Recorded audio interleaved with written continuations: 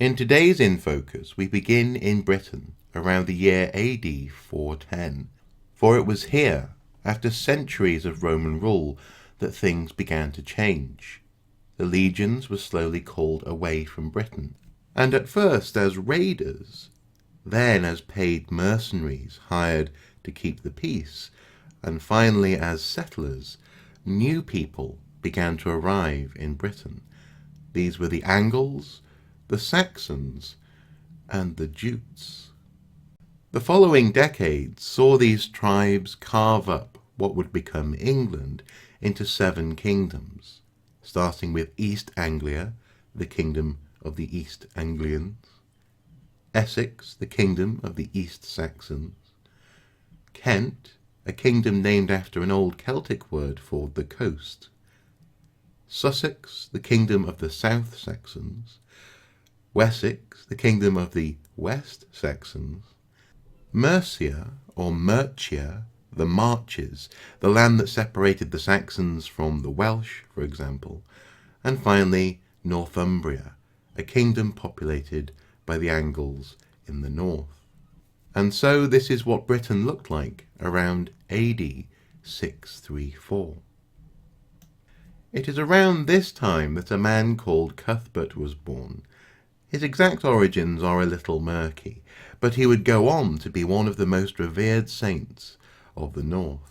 Christianity had only really established itself in Northumbria 7 years before Cuthbert was born, with the conversion of King Edwin by Paulinus of York.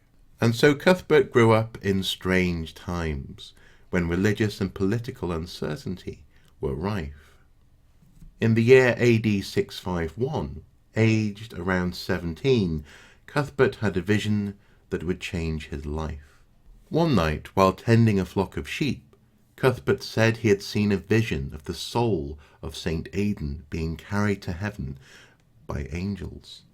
It transpired that St. Aidan had indeed died that night, and Cuthbert was inspired to go and train in the priesthood at the new Melrose Abbey. As a fully trained priest, Cuthbert travelled preaching across Northumbria, and wherever he went, he was most welcome. He was a very popular and charismatic preacher, and his name and fame soon grew.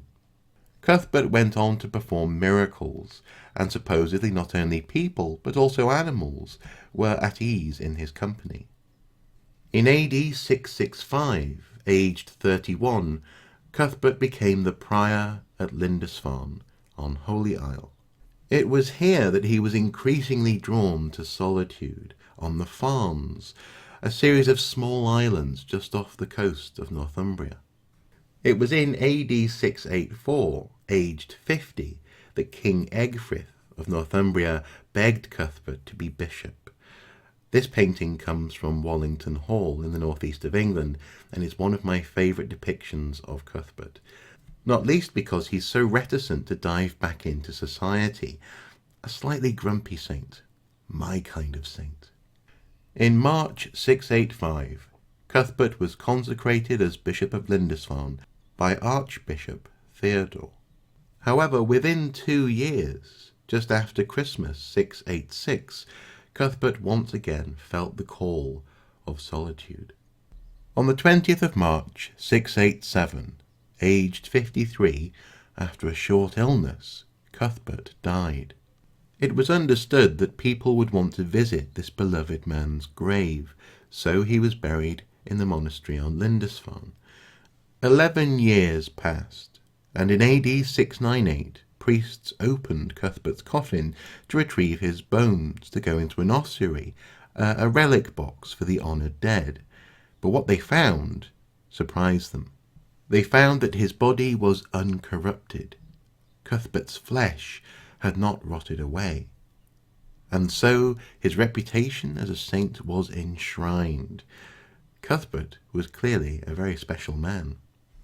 It is crucial that we understand something of the character of St. Cuthbert, for his life was the inspiration, and the time between his death and his coffin being reopened was the context for the creation of one of the most important books in all of human history, the Lindisfarne Gospels. The way in which the Lindisfarne Gospels were created was recorded in a note or a colophon at the end of the book around AD 950. This was written by the priest Aldred. Eadfrith, Bishop of Lindisfarne Church, originally wrote this book, for God and for St. Cuthbert, and jointly for all the saints whose relics are in the island. And Ethelwold, Bishop of the Lindisfarne Islanders, impressed it on the outside, and covered it as well he knew how to do. And Bilfrith, the anchorite, forged the ornaments which are on it, on the outside, and adorned it with gold and with gems, also with gilded over silver, pure metal. And Aldred, unworthy and most miserable priest, glossed in English between the lines with the help of God and St. Cuthbert. So that's how the book was made, but a crucial question is, what does this mean? As you might expect, the Lindisfarne Gospels were made on Lindisfarne.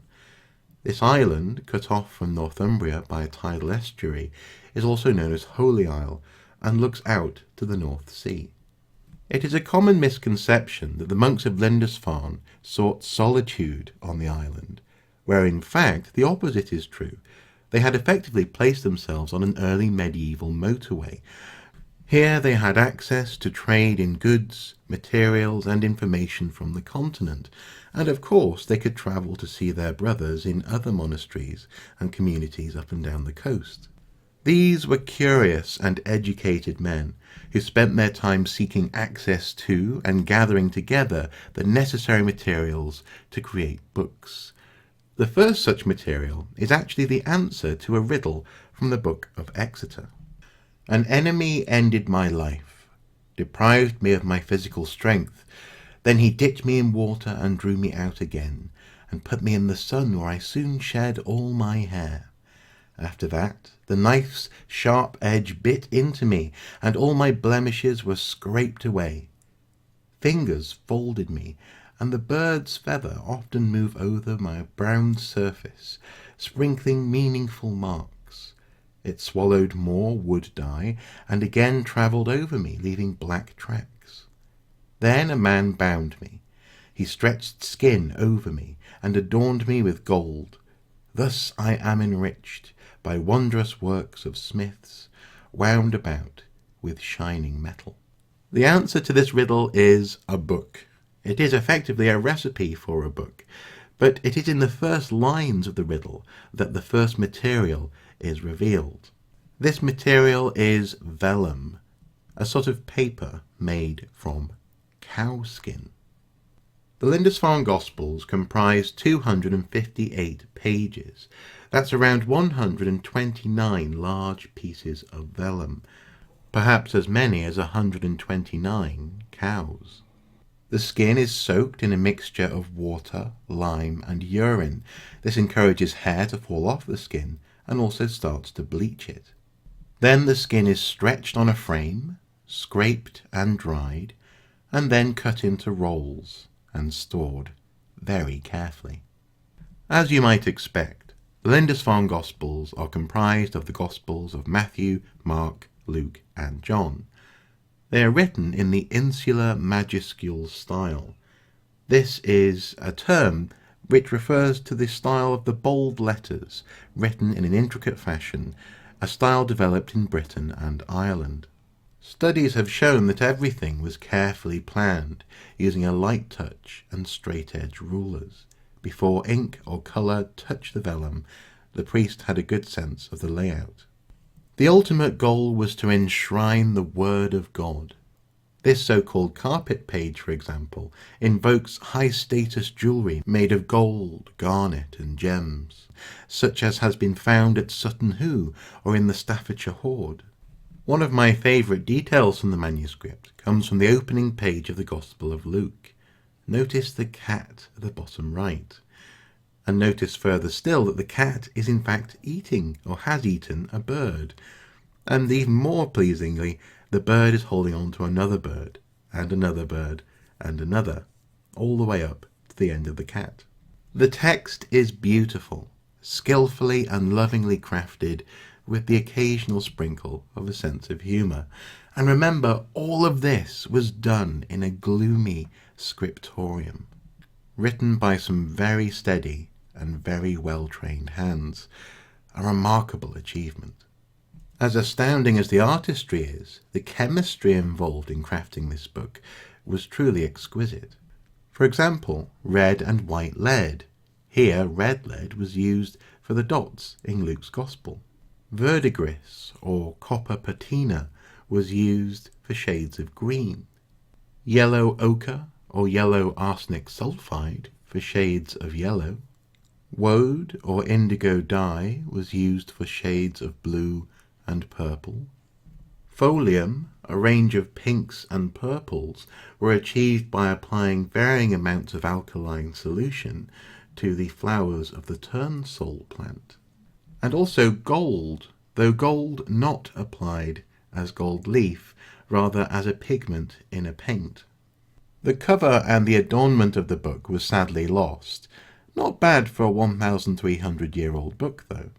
The modern cover is just that, a cover applied in the 19th century. It is made of brass, silver and gems, and was paid for by the then Bishop of Durham, Bishop Maltby. It cost 60 guineas, so quite a nice binding. But it is undeniably the contents of the book that is the treasure. What it represents artistically and in terms of ingenuity really highlights how the community cleverly used the world about them to create a beautiful book. Now, there is one other way and one other reason why the Lindisfarne Gospels are important. Let's go back to the colophon. Remember the explanatory note written by unworthy and most miserable priest Aldred? You see, as unworthy as he felt, he had done something extremely special. Can you spot it? Literally, reading between the lines, we can see that Aldred had transcribed the Latin Gospel into English. This was more than 600 years before the King James Bible would print the Bible in English, thereby breaking the absolute connection between Latin and the Word of God, and ultimately leading to a culture of reading and knowledge and access to information in a language that you understand, which is directly connected to the democracy of ideas represented by your local library. The legacy of the King James Bible is tremendous, and the Lindisfarne Gospels contains a seed of that idea. The Lindisfarne Gospels also represent a true miracle of survival. This book survived the infamous raid on Lindisfarne by the Vikings in 793. It survived travelling across the north of England in the hands of an itinerant community.